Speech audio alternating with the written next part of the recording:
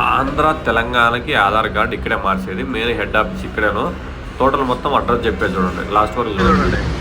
Out side కూడా బస్సులు నిలబడతాయి మనకంటే ఇట్లా రావచ్చు, ఎందుకంటే సికింద్రాబాద్ కాచిగూడ నుంచి వస్తాం కదా, అట్లా అవుట్ సైడ్ నిలబడతాయి.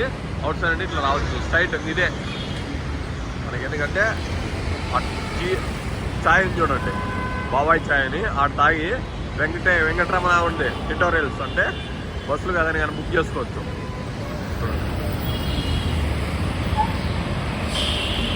ఆ నిండిలో వచ్చామంటే ఇదే బిల్డింగ్ చూడండి, మొత్తం మొత్తం మనకి ఇక్కడ ఆధార్ కార్డు ఏమన్నా అంటే పేరు ఫాల్ట్ ఉన్నా కూడా మరుసలు అవుట్ సైడ్ నిలబడతాయి, ఇటు సైడ్ నిలబడతాయి. అంటే మైత్రివనం అవుట్ సైడ్ ఇటు సైడ్. మెట్రో కూడా ఉంటుంది దీనికి పైన, అయితే మెట్రో బస్సులు వచ్చి ఇక్కడ నిలబడతాయి. చూడండి ఇది మొత్తం ఇదే బిల్డింగ్. ఎంట్రింగ్ ఇది ఉంటుంది ఇక్కడ లోపలికి పోవడానికి. మార్నింగ్ 7 గంటలకు వచ్చినామంటే కన్నా లోపలికి పంపిస్తారు, 9 గంటలకు టోకన్ ఇస్తారు పైన 6వ ఫ్లోర్లో.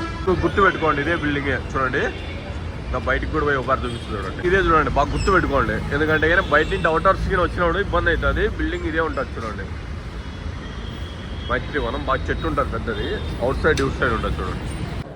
క్యూలో ఉండాలా, రోజుకి వచ్చి 150 టోకన్లు ఇస్తారు. 150 టోకన్ల కంటే ఎక్కువ వేరు, ఎందుకంటే లైన్లో ఉండాలా. 7 గంటలకు వచ్చిన లోపలికి పంపిస్తారు, 7 గంటల తర్వాత వస్తే అంపేరు లోపలికి. ఫ్లోర్లో ఇస్తారు చూడండి ఆధార్ కార్డు పైన 6వ ఫ్లోర్.